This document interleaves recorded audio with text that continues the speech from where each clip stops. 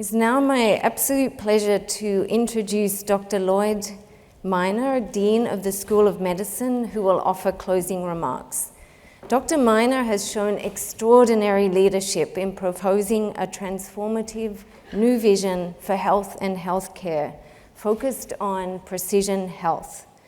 Under Dean Minor's leadership, Stanford Medicine is going beyond precision medicine and embarking on a fundamental shift to more proactive and personalized care that empowers people to lead healthy lives. And we're thrilled to be part of Precision Health for Mental Health. Join me in welcoming Dean Lloyd Minor to the podium. Well, thank you very much, Dr. Williams. It's a real pleasure to be here this afternoon. It's wonderful to see everyone in person after far too long of being separated. But I want to congratulate and thank Dr. Williams, Dr. O'Hara for putting together this conference and for the transformative work that they and so many others here today are doing in the area of precision mental health and wellness. As I was listening to Dr. Schatzberg's talk, a lot of the themes that are emerging from the work that is being done here and elsewhere is that in so many other diseases, cancer being a notable category, we've been able to identify, based upon genomics, based upon a variety of other points of data and information, we've been able to identify specific subtypes of those diseases. And as a result of that, develop targeted therapies or targeted prevention strategies, not just for a broad category of conditions, which within that broad category there are many different individual manifestations, but targeted approaches both to therapy and to prevention.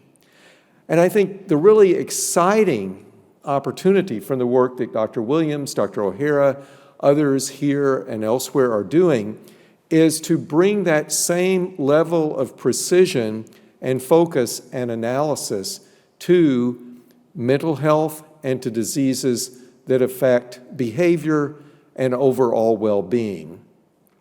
So I was listening to Alan's talk about, if we take a concept, a term like anhedonia, well, that can have multiple manifestations, but when I was learning the term or when I was rotating in psychiatry, we used these terms very generically. And as a result, they didn't help us necessarily to guide therapies. There were a set of therapies for depression, but there were no attempts or very few attempts in the past to map those therapies to the specific archetypes of depression. And of course, that's work that Dr. Williams and others have been doing, is to make more specific the identification of diseases that affect behavior and mental health and well-being, and to then design therapies and ultimately prevention strategies that, of course, in the end are going to yield much better outcomes than has been the case in the past. I'm particularly pleased at this conference that we had the opportunity to hear from Dr. Josh Gordon about his vision for the National Institute of Mental Health. Certainly the NIMH plays a hugely important role in funding and supporting and directing, guiding research focused on mental health and well-being.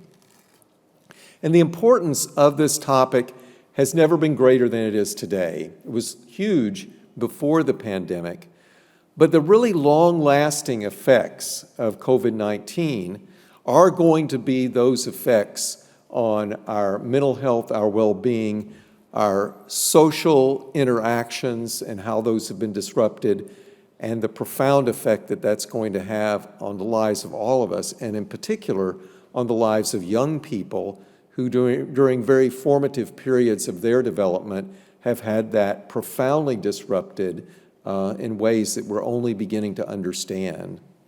So thank you all for the great work you're doing. I've been pleased to follow the work in precision mental health and well-being here from its beginning, and I'm so pleased that this conference, this second annual conference, has taken place in person, and look forward to many more exciting conferences and developments. Take care. Thank you. Wonderful remarks. Thank you, Dean Miner, for your inspiring and encouraging words in closing the symposium, and also thank you for making possible the Center for Precision Mental Health and Wellness, which we founded 3 years ago. I want to thank all of you, our speakers, our attendees, the members of our center, our supporters, of whom many are here today, in person and virtual. I'm sure you'll agree it's been an enriching experience to hear about such exciting scientific breakthroughs and the hope that they bring us.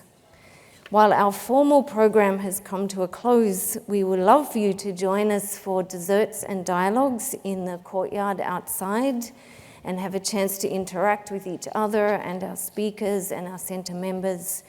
We'd also love to continue our partnership with you.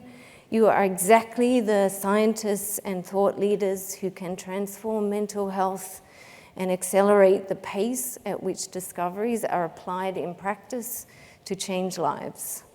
Thank you so much for joining us today. We look forward to invigorating discussions to come. Thank you.